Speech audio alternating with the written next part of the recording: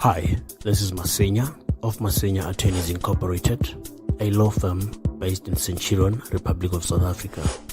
We boast 24 years of legal practice in the areas of commercial and tax laws. My professional team and I have over the years proved great success in assisting numerous clients with a myriad of commercial and tax matters involving millions of rands. We are skilled, experienced, qualified, and have the capacity to assist you. Email us at clients@cntlaw.co.za or call us 011-318-6592 or 084-383-7747. All consultations are strictly by appointment. Hello, everybody. Thank you so much for joining me right here in Solomon's Temple. I'm Uncle Solomon, and it's so good to be with you today. I hope you're doing well. Sorry, I've been a bit inconsistent because I have been busy doing quite a few things, but I do hope you're doing well. Thank you for being here. Please leave a comment. Let me know how you're doing. Let me know where you're watching from also. This is Solomon's Temple, and all we do here is to really look at holistically, we look at the church, the body of Christ. What are we doing right and what are we doing wrong? Especially in the age and in the era of abuse, spiritual abuse, sexual abuse, financial abuse, that has become so rampant within the church. And that's what we talk about here. So please make sure you subscribe to the channel. Just go click subscribe and make sure you also click the notification button. So the last week or so, there's been news around the Kenyan American, maybe I should say Congolese Kenyan American false prophet, Lovy Elias. We know him, the dreadlocks wearing guy, who for me is a charlatan of note. He's somebody who is a scammer. Everything about him, everything about them is built around scam, just to deceive people. I wonder how people actually take such guys as prophets. Somebody said, that's just to tell you, Solomon, that a lot of people are as deceitful as these false prophets and charlatans. Because a lot of people that follow these false prophets and charlatans, just like the charlatans who was very selfish, they are also selfish. Just like the charlatans who are very deceptive, they are also deceptive. Those just like the charlatans who are very immoral.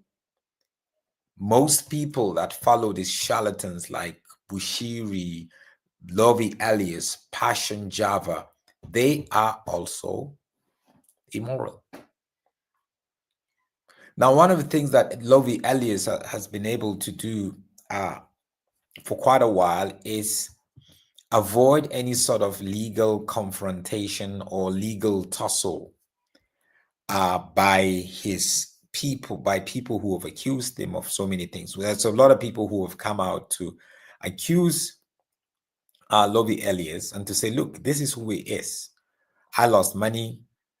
He abused me spiritually. He did this here. He did that there, which has always just been there.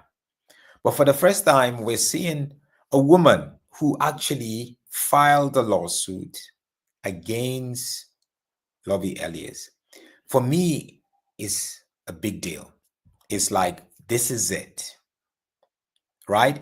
I will tell you why. But first, before I do that, let's read the statement that actually sort of like that gives us a bit more information just around this. So this is from Julie Royce. He said a woman has filed a lawsuit in Los Angeles accusing self-proclaimed Kenyan American prophet Lovy Elias, founder of Revelation Church LA, of sexual exploitation, spiritual abuse, and misuse of church funds involving her and other women. The suit claims Elias used his authority as a pastor to manipulate Jane Doe into a sexual relationship and funded it with ministry money. You get it? So I love this because this lawsuit was actually filed in Los Angeles, where he is based. And that's the best way to deal with that sort of issue. It actually clearly shows also that the person who actually, the plaintiff, the person who filed this lawsuit, Jane Doe, isn't afraid of him anymore. Now, I'll give you a background of how these guys operate. There are so many women and men who actually have quite a lot of cases against Lovy Elias. But over time, so many of them were intimidated. So many of them were threatened. A lot of them who were part of his ministry or had a sexual relationship with him, and then they felt abused or used, they cannot speak because they sort of like have fear. So they carry a lot of fear because these guys, they put fear into people. Some of them are afraid because they know this guy is very wealthy. If they go to court, it's just going to keep dragging. They do not have the money and all that kind of stuff. So to have a woman, this woman called Jane Doe, come out boldly and actually take Lovy Elias on, I feel this is just the beginning of so many things. And I'm sure there are going to be other women that are also going to come out that are actually say, look, hey, I experienced the same thing. I experienced this in his hands. And so I would also support this case. And we want to see a lot of that. We want to see more and more of that because these guys are charlatans. They're not in the business of the kingdom of God. They're in the business of really building their kingdom, enriching themselves. And sad to say, destroying women. They will promise this woman. They target certain women. You see, these guys, I was telling someone yesterday, these prophets, especially the ones, not just in America, even prophets like Lukau, who are here in South Africa. There's this thing about African prophets targeting African women in diaspora or American women who've been, women who are single, who are tired of life, who are looking for, they've been lonely, who have a bit of a problem with their job or their business. These guys target them. And unfortunately, a lot of these women do not have a strong relationship with God. They are also selfish. They're the kind of women that will go to church, that will go to club on a Saturday, and then go to church on a Sunday. Kind of women who you hear them speak, the way they curse, and then they tell you they go to a church and give seats and expect God to make a miracle for them. So they're just like these charlatans that we see every single day.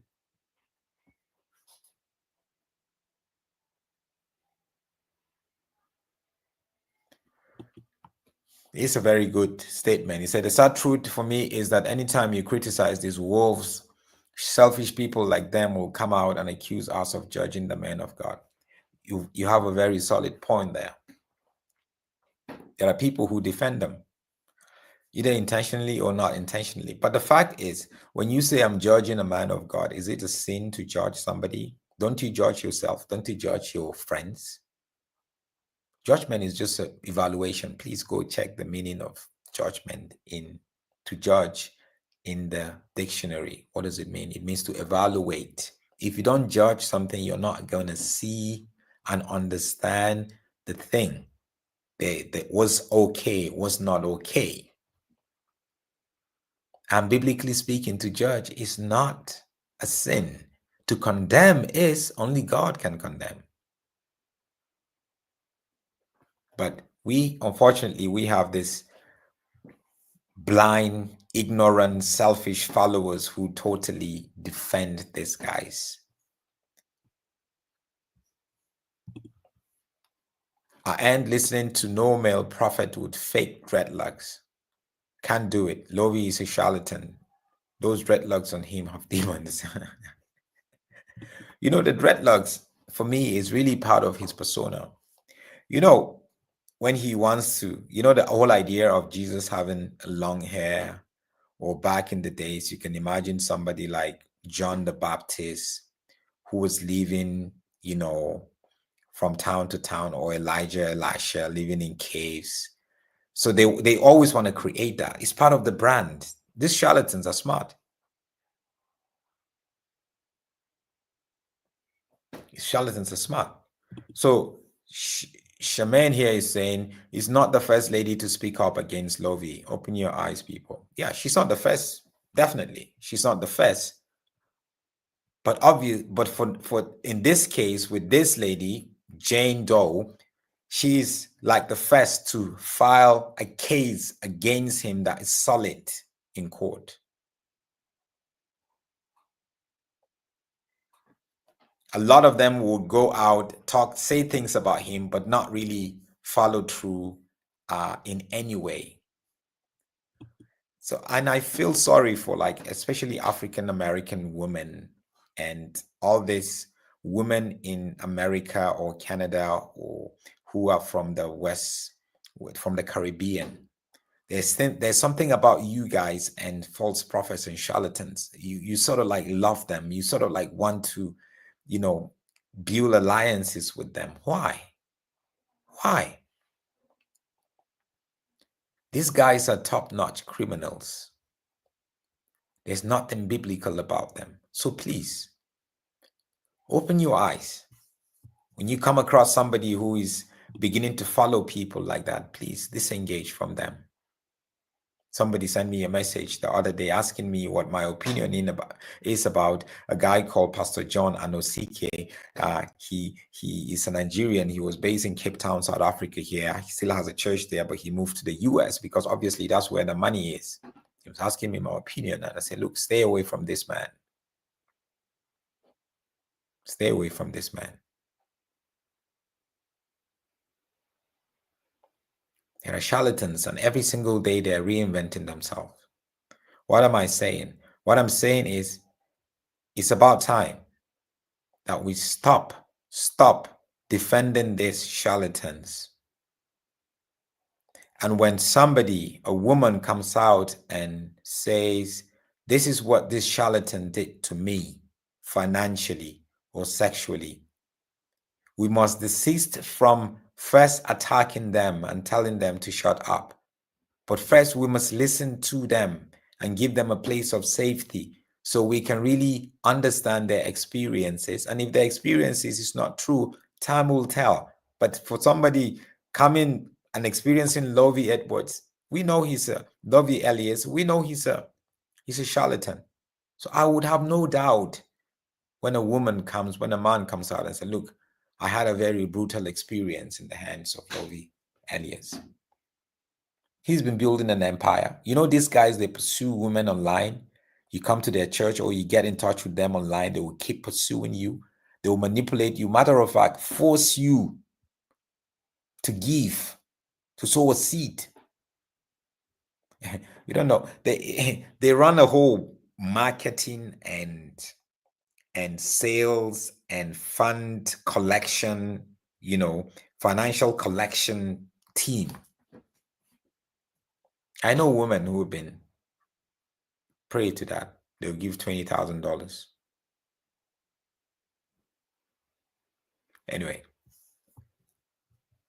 we hope to see how this is going to progress. And I pray that we're going to see more women coming out and really sharing and giving us their side of the story and their experiences with Lovy Elias. And also not just Lovy Elias, but other charlatans that have been, having a field day all around. And it's sad because Americans were beginning to fall for Lovy Elias. For Elias, a lot of Americans. Anyway, thank you for watching. Have a great evening.